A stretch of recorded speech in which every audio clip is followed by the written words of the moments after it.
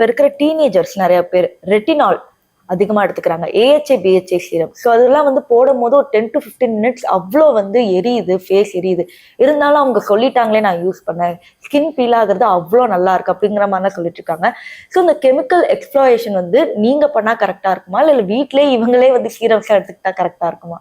So ஒரு clinical செட்டப்ல பண்ணும்போது the exfoliation will be in a very controlled way. And எங்களுக்கு கிடைக்கிற கிரேட் ஆஃப் ப்ராடக்ட்ஸ், எங்களுக்கு கிடைக்கிற அந்த பர்சன்டேஜ் ஆஃப் பீலிங் அதெல்லாம் வந்து ஓவர் த கவுண்டரில் கண்டிப்பாக கிடைக்காது. கிடைச்சாலுமே வந்து you will not know how long to maintain the contact.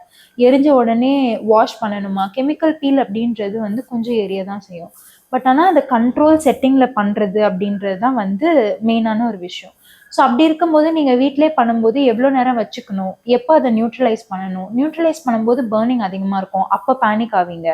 So அது பர்னிங் நார்மலாக இல்லையா, இந்த எந்த நாலேஜுமே இல்லாமல் it is irresponsible to do such treatments at home.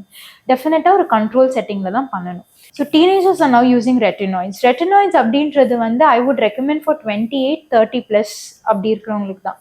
டீனேஜர்ஸ்லேயே வந்து ரெட்டினாய்டு யூஸ் பண்ணி நம்ம என்ன பண்ண போகிறோம், நம்மளோட நேச்சுரல் செல் சைக்கிளே நல்லாயிருக்கும், நம்மளோட நேச்சுரல் கொலாஜன் ஸ்டிமுலேஷனே வந்து நல்லா தான் இருக்கும். அப்படின்றப்போ why are we not reserving retinoids for a later stage? So நாலேஜே இல்லாமல் இன்ஸ்டாகிராமில் வந்து இன்ஃப்ளூயன்ஸ் பண்ணுறதை பார்த்து ட்ரீட்மெண்ட்ஸ் எடுக்கிறது வந்து it is very irresponsible. Okay.